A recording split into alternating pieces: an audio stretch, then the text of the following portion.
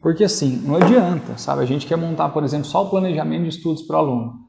O ser humano ele processa em 2 níveis. Então, sempre que eu vou iniciar o ano com eles, as minhas palestras, por exemplo, são todas sobre níveis de felicidade, forças de caráter, valores, virtudes, autoconsciência, autogestão, empatia, habilidades sociais.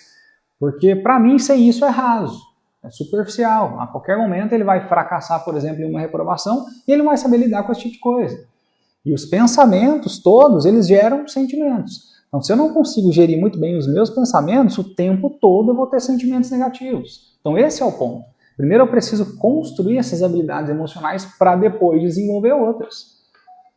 Fala, estudante, tudo bem? Olha só, no vídeo de ontem a gente falou quais são os 4 problemas que fazem com que um aluno não passe no vestibular. Isso mesmo. Te falei dos 4. Falei da falta de conteúdo, falei da falta de atenção na hora da prova, a falta de estratégia aí, desequilíbrio emocional, isso mesmo. Principalmente crises de ansiedade. E o que eu prometi para hoje foi como combater a ansiedade, isso mesmo.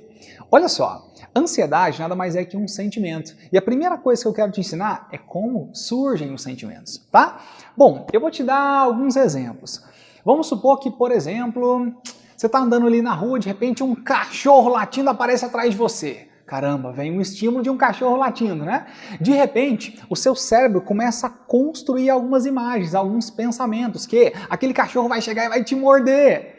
Bom, de repente, o seu organismo começa a criar algumas alterações químicas de algumas substâncias, como adrenalina, serotonina, dopamina, uma série de alterações que criam os chamados sentimentos. Nesse caso, por exemplo, um sentimento do medo, isso mesmo.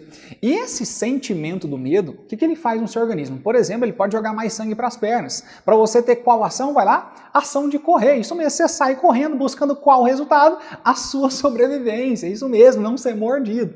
Portanto, olha que legal. O estímulo, ele cria um pensamento. Esse pensamento cria um sentimento. Esse sentimento gera uma ação e essa ação busca sempre um resultado.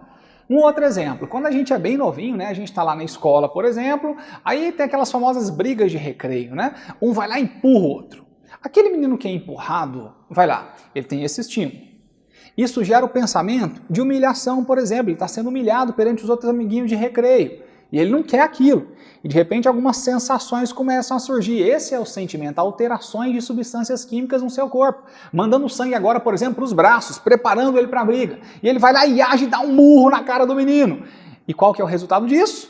Ele é expulso da escola, porque a gente sabe que não pode ficar brincando na escola, não pode brigar de jeito nenhum. Mas para você entender, o estímulo gerou o pensamento da humilhação, que gerou o sentimento de raiva, que gerou a ação do murro, que gerou o resultado no final das contas, que ele deu um murro na cara do menino e foi expulso da escola. Então eu quero que você entenda como surgem os sentimentos. Eles surgem a partir dos pensamentos. E eu vou ali para o quadro agora para te mostrar uma ilustração disso. Vamos lá? Então olha só, basicamente, quando a gente recebe um estímulo externo, está aqui no estímulo. Esse estímulo, ele é interpretado pelo nosso cérebro. Isso mesmo, gerando o que a gente chama de pensamento. E esse pensamento logo cria um sentimento. E esse sentimento gera o que a gente chama de ação. Já ouviu falar que toda ação é proveniente de uma emoção? Nada mais é que isso, tá? E em seguida, isso te gera um resultado. Então, basicamente, o ser humano funciona assim. Bom, acontece muito dos estudantes terem 2 tipos de sentimento. Um deles é a insegurança, o outro é a ansiedade. O que é a insegurança? Insegurança nada mais é que um medo do passado. Enquanto que a ansiedade nada mais é que também um medo, só que agora do futuro. Isso mesmo. A ansiedade trabalha com o que está chegando, insegurança trabalha com o que já chegou. E basicamente, um menino muito inseguro, ele constrói uma grande ansiedade. O grande ponto é como combater a insegurança e a ansiedade.